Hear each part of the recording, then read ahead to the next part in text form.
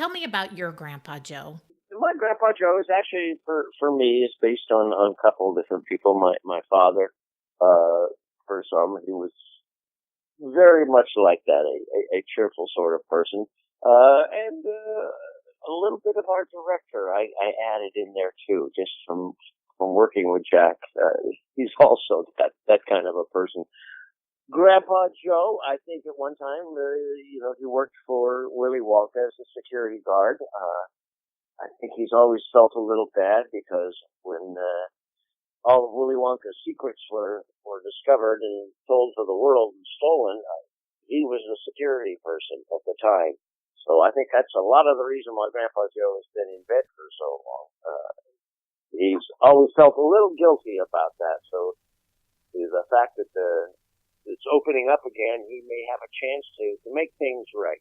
You know, he obviously loves his grandson more than anything. Uh, and for me, that is, I love working with kids and dealing with kids. So that all came very easy. I have to say, this role. What other role can you? 65? Can you be a 10-year old kid? Talk to me about the kids in this play and how they are to work with. Oh, they are amazing. It truly is phenomenal. There's three of the Charlies that we have, and they rotate doing the show. Uh, 45-year-old midgets, if you ask me. They are just so wonderful. Each one is different in its own way, which makes it fun and challenging to play because each night the show's going to be a little different because each boy is a little different. Obviously, the same places and saying the same things, but they bring their own little selves to them. I don't know what more to say about them other than just how great they are. I really have a lot of fun with them, and I think they really have a lot of fun. Much like Matilda, much like Harry Potter and the Cursed Child, and now Charlie and the Chocolate Factory, these books are so beloved and have been so beloved for so long. Talk to me a little bit about the fandom surrounding this show and the reaction you're getting from the literary types who love this story so much at the stage door. It's been we've had pretty much sold out the whole run so far. Most of the theaters and the audience has just been so grateful. Some of the comments from the older parents, boy, I saw it back in '71, and the original movie, and this is just so much more fun and imaginative. As you say, with all the new set pieces, it was originally done in London, and apparently it was quite a large production, and all the kids were played by kids. So it was a different kind of thing, and the director, in bringing it to New York, decided to cut it down a little bit, make it a little more intimate. I guess I didn't see it in New York, from what I understand, it kind of went a little too far. And the director and creative team actually have been really grateful to be able to go back to a show and rework it and put in the things that make a lot of difference to them and help bring the show, help bring the magic to the people. It's been an amazing process, and as I say, the audiences have standing ovation virtually every night. So they have made some changes between the Broadway run and the national tour. They have actually, and most of that is a set. They've added a whole LED light display that runs through the whole show that just is phenomenal. Brings the magic out, pops the whole show out. That wasn't in Broadway. The actual set pieces, for the most part, are the same. But they've added that other element of the lighting.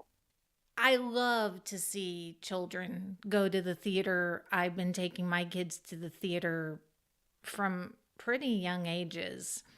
Talk to me a little bit about, in your experience doing this show and even doing Annie and even doing High School Musical, what do kids get out? Why do you think it's important to expose kids to theater and the arts, and what do you think they get out of it? Oh, wow. what don't they get out of it? Specifically from this show, imagination.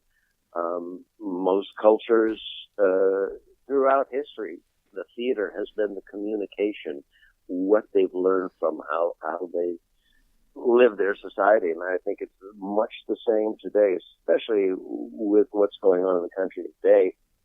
A show like this to bring that joy, that imagination, especially with all the technology that's going on and everything, it's priceless. It really is, especially for the kids. Throughout numerous years. Well, when I first started, Chorus Line was a big thing, and it was just before that theater was dead. Where Broadway is falling down. Of course, Chorus Line came along and kind of changed a lot of that.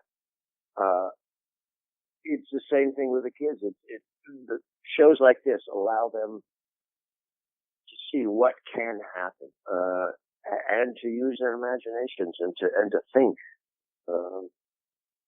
You're getting me on my soapbox here. It's all me. I'm a big proponent of the arts, needless to say. No culture has ever survived without it. Well, there's nothing like it. And who knows, maybe a couple of these kids will actually pick up a book and read and get off their electronic devices for a few minutes. Yes, and as a matter of fact, there is one point in the show where one of the Mike TV is now an electronics user. It's updated a little bit, so he has his own little cell phone. And there's one point where he's trying to get service and can't get it, and Willy Wonka asks him, can he help, and hands it to him and puts it on the ground and stomps on it. And his line is, well, I think that signal is very clear, don't you? And needless to say, literally, and actually in this city, we've got almost every night the audience just starts applauding and hoot-hollering, especially the adults, I think. You've had an amazing career, spanning 40 years, working on some classic shows. My Fair Lady, Crazy for You. You mentioned A Chorus Line. How have Broadway shows and these national tours changed and evolved since you've been performing? Well, I have to say it was easier when I was younger, that's for sure. In some ways, it really hasn't. You're still traveling around, living out of hotels, going back to different cities.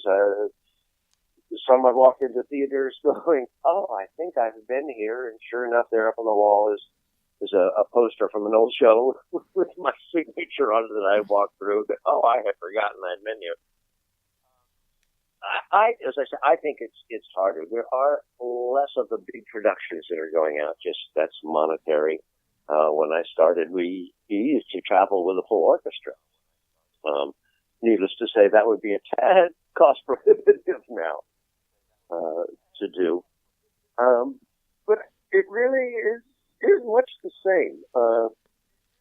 Kind of the same basic things. You get up, you do the show, you wander around the city, you do the show, for the week, you get on the bus and you go to the plane, go to the next city on your day off. It's not for the faint of the heart, let me tell you. It's still an exciting thing to bring a show into a town. It's like being Barnum and crossing the river with the elephants. You don't quite go there anymore, but it still has that magical feeling to it. I'll have to say. As far as the shows, there are probably more out there that people are able to see. In other words, I think theater is getting popular again, especially in the entire country. And I think it's easier to get an audience. People, I think, are wanting this sort of thing again, especially now. You find when times are hard in any country or civilization, usually the arts and entertainment is picked up a bit, just to try and help ease the pain.